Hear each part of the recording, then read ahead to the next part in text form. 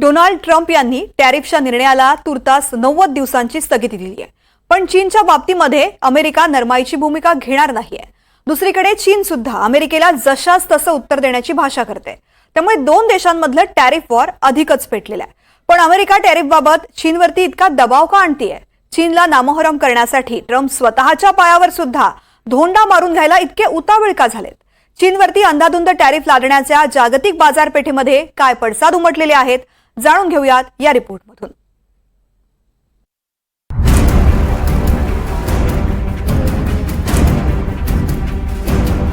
Donald Trump यांनी संपूर्ण जगाला व्यापार युद्धाच्या आगीत ढकललं. पण या आगीची सर्वाधिक झळ चीनला बसली आहे. तरीही चीन टॅरिफ युद्धातनं माघार घेण्याच्या तयारीत नाही. उलट अमेरिकेला प्रत्युत्तर देण्यासाठी टॅरिफवर टॅरिफचा पलटवार करते. अमेरिकेनं जगभरातील देशांवर लादलेल्या टॅरिफला 90 दिवसांसाठी स्थगित केलंय. मात्र चीनवर लादलेला सर्वाधिक 125% टॅरिफ जैसे थेच ठेवला. 2 एप्रिलपासून अमेरिकेनं जगभरातील देशांवर टॅरिफ लागू केला. यात अमेरिकेनं चीनी वस्तूंवर 34% कर लावला होता. चीननंही अमेरिकन मालांवर 34% कर लावला. संतप्त अमेरिकेनं चीनवर अतिरिक्त 50% कर लावला. त्यामुळे चीनवर एकूण टॅरिफ झाला 104%.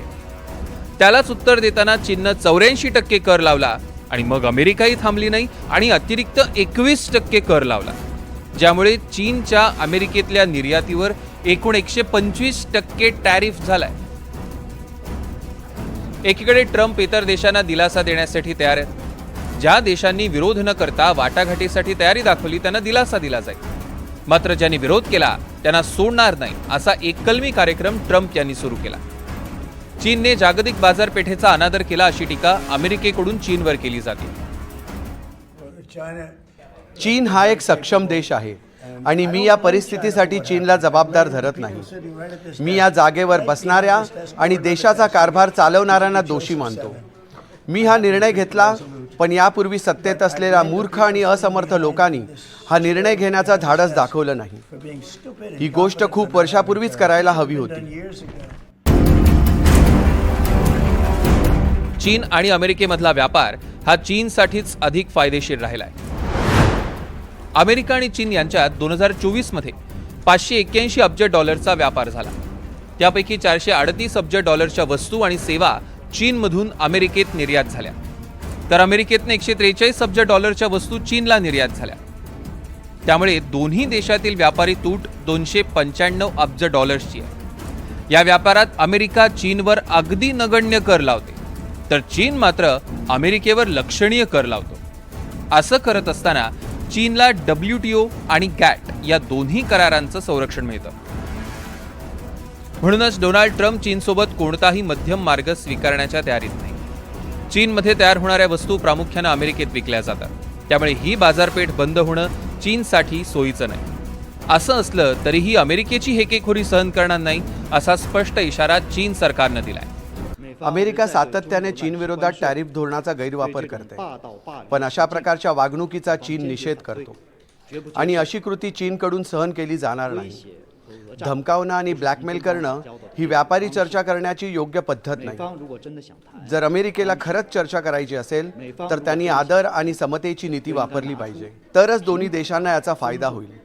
पण अमेरिकेने दोन्ही देशांचं हित आणि आंतरराष्ट्रीय संघटनांकडे दुर्लक्ष करून टॅरिफ युद्ध आणि व्यापार युद्ध सुरूच ठेवलं तर चीन देखील शेवटपर्यंत लढा देईल. अमेरिका आणि चीनच्या टॅरिफ वॉरचा फटका जागतिक पातळीवरही उमटू शकतो. अमेरिकेसाठी सध्या जगात चीन हा क्रमांक 1चा शत्रू आहे. पनामामधील चीनी वास्तव्य, हिंद महासागरासह दक्षिण आशियातील चीनी वर्चस्व अमेरिकेच्या डोळ्यात खुपतंय. ते खुपणारच, कारण त्याचा परिणाम अमेरिकेच्या जागतिक व्यापारावर होतोय आणि त्यामुळे अमेरिकेला चीनला रोखायचंय. त्यासाठी अमेरिकेनं निमित्त काढलंय ते व्यापारी तुटीचं. चीनसह व्यापार करताना अमेरिकेला मोठी तूट झेलावी लागते असं ट्रम्प यांचं म्हणणं आहे. त्यामुळे जिथे जिथे चीनचा प्रभाव आहे त्या देशांवरही ट्रम्प यांची वक्रदृष्टी वळली आहे आणि यात भारताचाही समावेश आहे. व्हिएतनामवर 46%, थायलंडवर 36%, कंबोडियावर 49%, दक्षिण कोरियावर 25%, जपानवर 24%, युरोपीय संघावर 20% आणि भारतावर 26% टॅरिफ लावला. अर्थात अमेरिकेनं टॅरिफ लादताना वाटाघाटी करण्याची तयारी दाखवली, पण ही वाटाघाटी करताना चीनला अडचणीत आणण्याचा एकमेव उद्देश आहे. त्यामुळे या व्यापार युद्धात चीनला नामोहरम करण्यासाठी अमेरिका आणखी कोणते हातखंडे आजमावणार हे पाहणं महत्त्वाचं आहे. Bureau report, NDTV Marathi.